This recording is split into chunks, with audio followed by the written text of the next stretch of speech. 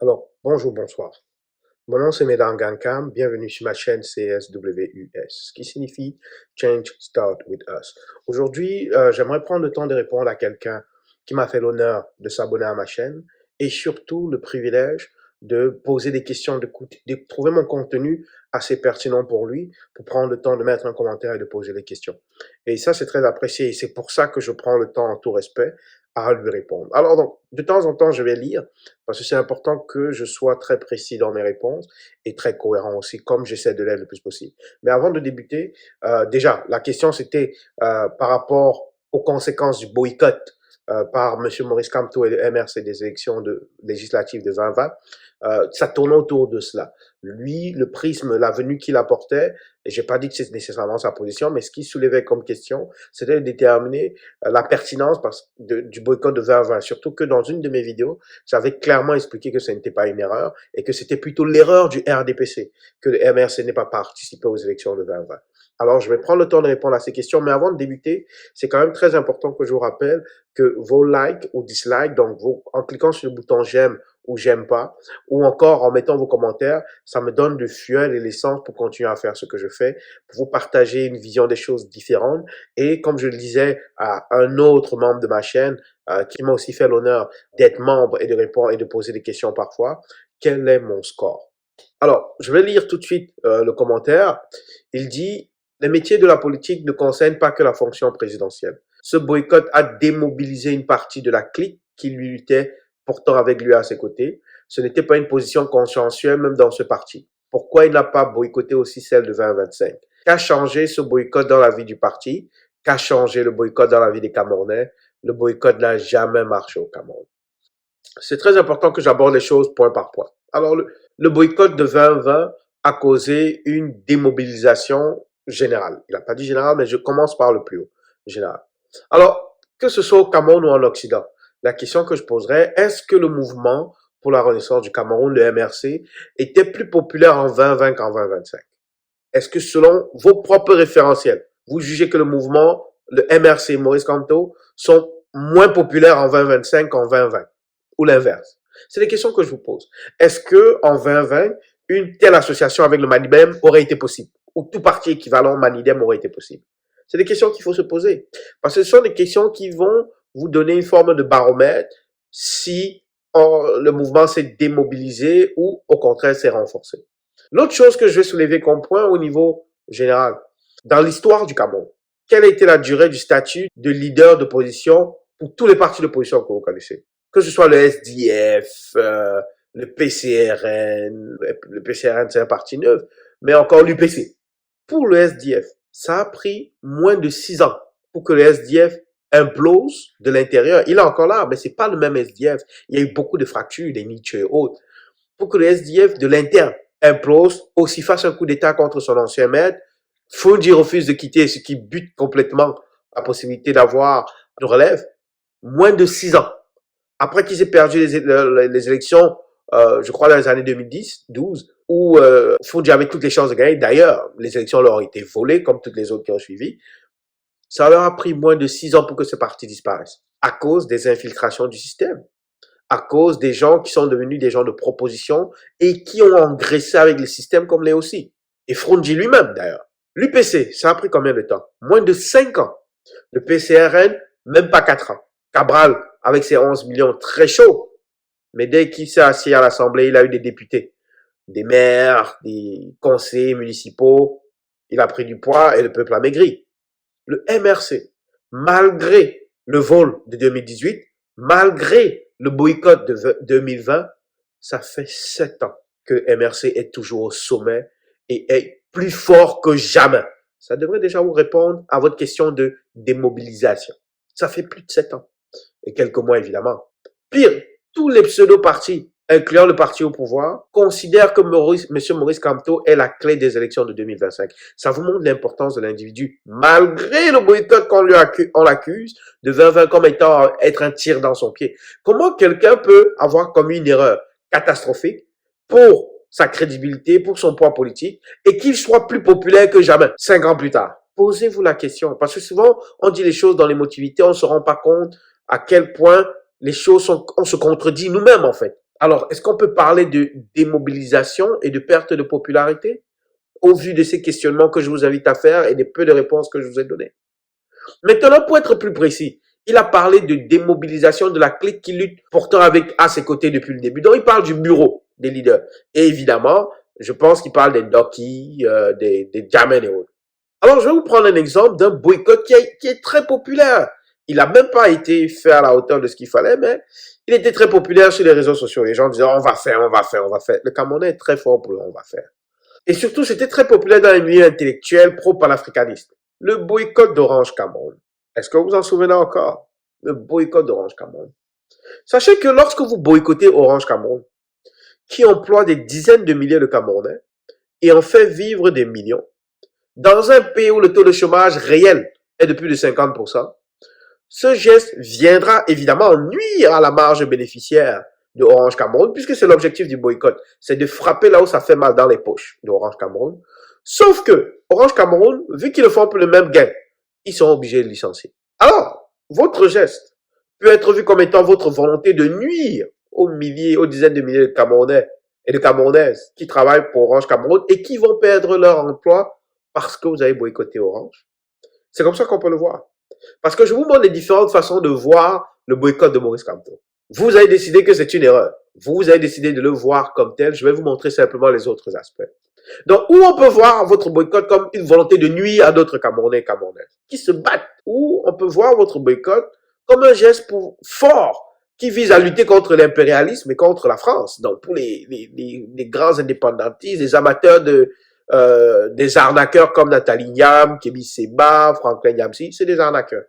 Euh, donc, on peut aussi voir ça comme ça. Ou encore, on peut voir ça comme un geste de Camerounais, de consommateurs camerounais qui demandent dignité et respect dans le service qu'on leur offre. Donc, c'est chacun en fonction de son bien qui va décider de voir les choses comme il sent. Et vous allez le renforcer par des arguments que vous allez chercher à trouver. Mais c'est important de regarder les actions et les faits qui mènent à cela. C'est très, très important. Donc, alors, je vous demande, lorsque vous parlez de démobilisation de certains proches collaborateurs, est-ce que cette démobilisation-là est une démobilisation en tant que telle, dont les gens se découragent et ils s'en vont en masse? Je ne crois pas que ça a été le cas. Ou bien, est-ce que c'est simplement un assainissement suite à ce test de loyauté dans la lutte pour la libération du peuple du Cameroun qu'a représenté ce boycott? Le boycott peut aussi être vu comme un test de loyauté. Car avec le recul, ce boycott a évacué beaucoup de ceux qui utilisaient le combat pour défendre en réalité leur intérêt personnel, qui avaient des visées personnelles. Beaucoup de ceux qui sont restés l'ont fait évidemment pour la cause et pas pour leur intérêt personnel. Vous avez des gens qui étaient dans le mouvement qui se voyaient déjà remplacer Maurice Kamto dès 2018. Ils avaient des plans pour 2025 où si M. Maurice Kamto gagnait les législatives, ils allaient peut-être aussi lancer une course à la chefferie. Mais ça, vous l'avez pas vu, cette option-là. Et comme je vous l'ai dit, beaucoup de ceux qui sont restés pour la cause, pas pour leurs intérêts personnels. Et leur loyauté pour le peuple camerounais a permis au MRC d'atteindre des niveaux de popularité jamais égalés. Les gens parlent souvent du mouvement du SDF. J'étais encore là, j'étais adolescent. Je le dis bien, jamais égalé. La chose que le SDF a bénéficié et que les gens ont beaucoup mélangé, ça a été les émeutes de la faim. Ce n'était pas une émeute pour le SDF. C'était pas des gens qui marchaient dans la rue pour le SDF. Le SDF a surfé sur ces vagues de misère de gens qui se révoltaient pour cette misère-là. Donc c'est une nuance que les gens oublient souvent. Mais je le dis et je peux l'affirmer dans l'histoire moderne, depuis que je suis là, au Cameroun, depuis que je suis adolescent, donc plus de 25 ans, il n'y a pas eu, si vous êtes honnête intellectuellement, de mouvement de l'ampleur de celui qui a été créé par M. Maurice Kamto. C'est très, très, très important. Maintenant, la question de savoir pourquoi il n'a pas boycotté les élections de 2025. Écoutez, juste cette question en elle-même doit être révélatrice, doit beaucoup vous parler quand vous l'écrivez, vous la posez. La question en elle-même n'est pas à propos. Parce que les élections boycottées en 2020 étaient des législatives, pas les présidentielles. Et le boycott des législatives pour des raisons stratégiques et de sécurité du mouvement n'implique pas automatiquement le boycott de la présidentielle. Ce sont deux dossiers différents. Et surtout, ça n'implique pas le boycott de la présidentielle si de par la loi, on le sait que les législatives ne sont pas l'unique condition pour être éligible au présidentiel. Mais quoi de plus fort que d'avoir, malgré ce boycott-là, des députés d'autres partis qui veulent se rejoindre dans la cause? Ne trouvez-vous pas ça beaucoup plus parlant? Ce n'est pas parce que j'ai refusé la patate hier que je suis obligé de refuser la pomme de terre aujourd'hui. Peut-être la patate était pourrie. Peut-être c'était une patate piégée. A-t-on vraiment perdu la notion de donner le bénéfice du doute à des gens qui nous veulent du bien? D'ailleurs, j'avais fait une vidéo là-dessus expliquant pourquoi le boycott était la chose à faire, en plus d'être une preuve d'intégrité. Mais dans un pays où les hommes politiques trahissent et tuent pour les avantages pécuniaires, de postes de députés, sénateurs, conseillers municipaux et autres, mais n'est-il pas rafraîchissant vous-même pour ce qui semble être pour des convictions personnelles que quelqu'un dise non à tous ces avantages, le Land Cruiser, le militaire devant, la maison, les affaires, les quotes-parts dans les marchés. Est-ce que c'est pas sain? C'est pas rafraîchissant de voir quelqu'un qui dise tout ça, j'en veux pas. Pour un combat qu'il mène pour l'émancipation du peuple. Non, non pas pour lui-même, mais pour nous. Mais est-ce que c'est pas, ça n'éveille pas quelque chose en vous? Quelqu'un qui sacrifie ses intérêts individuels dans la défense des intérêts collectifs. N'est-ce pas ce que nous recherchons tous? Mais comment est-ce que nous sommes rendus à rejeter les critères que nous souhaitons chez notre politicien idéal? C'est très fascinant. Et c'est général, c'est pas juste sa question à lui, mais c'est généralisé puisque vous avez des débats télé à longueur de journée sur le sujet. Mais comment est-ce qu'un peuple peut être rendu à voir quelqu'un qui répond aux critères, du moins, qui a un début de réponse aux critères qu'il recherche chez le leader qu'il estime être capable de mener à bien le pays, mais qu'il rejette ce dernier. C'est très, très fascinant. L'autre question, c'était qu'a changé ce boycott dans la vie du parti? Mais je l'ai dit, ça a épuré le parti. Beaucoup de ceux qui étaient là pour les intérêts personnels sont partis. Ils ont fait des crises, ils sont partis, les Doki, Jamen, etc. Ils sont partis. Et beaucoup qui sont restés pour les raisons les plus saines, pour défendre les intérêts du peuple au détriment de leurs intérêts personnels, les sacrifices qu'ils ont faits au détriment de leurs intérêts personnels. Ce qui en fait a mené à renforcer l'image d'intégrité et de moralité supérieure du parti MRC. C'est ce qui est arrivé. C'est qu'aujourd'hui, parmi tous les partis politiques au Cameroun, le parti qui se rapproche le plus de l'intégrité, c'est le MRC. Le parti, surtout, qui a une explosion de popularité durant les 5-10 dernières années, c'est le MRC. Mais je vous dis, c'est très fascinant. Parce que ce que vous devez aussi savoir, c'est que cela a permis au MRC d'avoir le bureau politique le plus solide de tous les partis politiques au Cameroun. Je dis, hein, il n'y a pas un bureau politique au Cameroun, aujourd'hui, où on se parle, qui est le plus solide dans la défense des intérêts du peuple camerounais, dans la lutte pour ses convictions que le MRC. Si vous croyez que je me trompe, donnez-moi ça. Je dis, incluant le RDPC, il n'y a pas un parti politique au Cameroun qui a un bureau politique le plus solide. Et ça, c'est une conséquence du boycott de 2020. Parce que ça a épuré les mauvais grains. Donc là, on est comme des gens qui sont des gens de conviction. Et c'est pour ça que le mouvement de la Renaissance du Cameroun et M. Kamto sont craints par le système en place. Et c'est pour ça que souvent on les qualifie d'extrémistes, d'obsédés, de cultes. Mais pas un culte à Maurice Kamto. Un culte à la défense de l'intérêt du peuple camerounais. Je dis, il n'y a pas un. Parce que même le RDPC là, qu'on croit solide, dès qu'on annonce que le président est décédé, et ensuite il n'est pas décédé, qu'il est malade, qu'il est inapte, vous voyez comment le parti implose. Les Bakary partent, y a des candidatures qui sortent contre la candidature du président, les discours contradictoires, des gens qui sont maintenant réservés, est-ce qu'ils se présentent, est-ce qu'ils se présentent pas, peut-être, voilà. Mais le MRC, il y a un bloc qui est solide, qui est discipliné. Et ça, c'est principalement dû au tamis que les boycotts de 2020 a créé. Et ça, il faut pas le négliger. Maintenant, la question, qu'a changé le boycott dans la vie des Camerounais? C'est une question aussi qui est très pertinente. Et même si le Camerounais lambda n'a pas encore bien intégré, par manque de communication évidemment de l'équipe Kamto, ce boycott est la première pierre solide de la construction de l'image d'intégrité de Maurice Kamto et du MRC. C'est ce boycott qui lui a permis de rassembler autour de lui des gens déterminés dans la défense des intérêts du peuple. Des gens qui lui ont fait confiance. Jusqu'aujourd'hui. Des gens qui sont allés en prison pour cet idéal. Jusqu'aujourd'hui. Pas pour lui, mais pour l'idéal qu'il défend, parce qu'il leur a démontré que sa défense, son combat est sain, noble et intègre. N'est pas là pour des besoins pécuniaires personnels. Vous comprenez? C'est important. Et d'ailleurs, le tamis en question, le boycott, lui a permis de sortir les vers de la pomme et d'avoir des gens qui partagent la même vision et la même conviction au niveau de l'intégrité et la défense du peuple camerounais. Cela a donné au MRC, comme je l'ai dit plus haut, le bureau politique le plus solide de tous les partis politiques au Cameroun. Et ça doit déjà être révélateur. Et même si Kamto n'est plus, le mouvement qu'il a créé à partir de ce boycott survivra, que vous le vouliez ou non. Et encore plus positif, il a semé dans les cœurs des plus jeunes la graine d'un libérateur. Il a semé dans le cœur des plus jeunes, des générations qui suivent la graine d'un Sankara, qui germera tôt ou tard. Le mouvement créé est inarrêtable et irréversible. Il y a été semé dans dans le cœur de plusieurs jeunes et dans l'esprit de plusieurs jeunes, la graine de défenseur de la nation du peuple camerounais. Et c'est la lueur d'espoir, c'est l'espoir que j'ai aussi en l'avenir. Mais j'aimerais maintenant que vous posiez les questions suivantes. Que serait-il arrivé si le MRC devenait une forme de SDF, de PCRN ou du PC suite à sa participation aux législatives de 2020?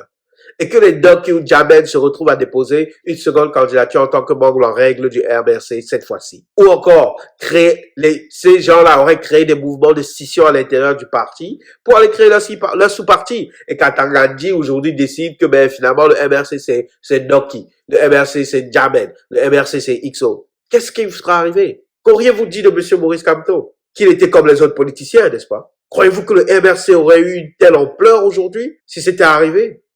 À la question de savoir qu'est-ce que ça change pour le peuple camerounais. Une chose qui nourrit mon espoir en l'avenir, c'est que vous ne vous rendez même pas compte que même à travers votre question, Maurice Kamto vous a changé. Pour le mieux.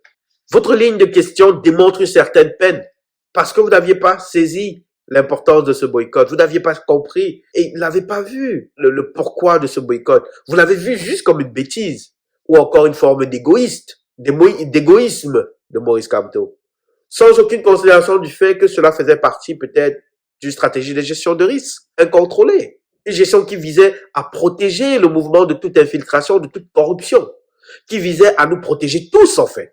Vous n'avez pas envisagé qu'en le faisant, Maurice Kamto essaie aussi d'arriver à la hauteur de ce que vous attendiez en un leader interne qui ne veut pas salir ses mains dans la base politique. Que M. Maurice Kamto, en boycottant ces élections-là, parce qu'il sentait la corruption et l'infiltration à purner, a essayé d'être à la hauteur de ce que vous attendez d'un leader avisé qui a vu venir le mal mais qui ne pouvait pas le contenir en allant aux législatives. Votre ligne de question démontre votre peine, votre blessure profonde, un sentiment d'avoir été abandonné, ce qui est le résultat d'un combat interne en fait en vous, entre le souhait d'un leader interne et votre refus de croire qu'un Camerounais puisse faire preuve d'honnêteté, d'intégrité, au point de refuser les avantages du poste d'élu pour défendre ses convictions et vos intérêts. Et ce que tout cela me démontre, c'est que noyé dans les méandres diaboliques corrosifs du système RDPC, la majorité du peuple camerounais en réalité a perdu ses repères au point de ne plus reconnaître les signes d'intégrité, les signes d'honnêteté et les signes d'amour d'un homme pour son peuple.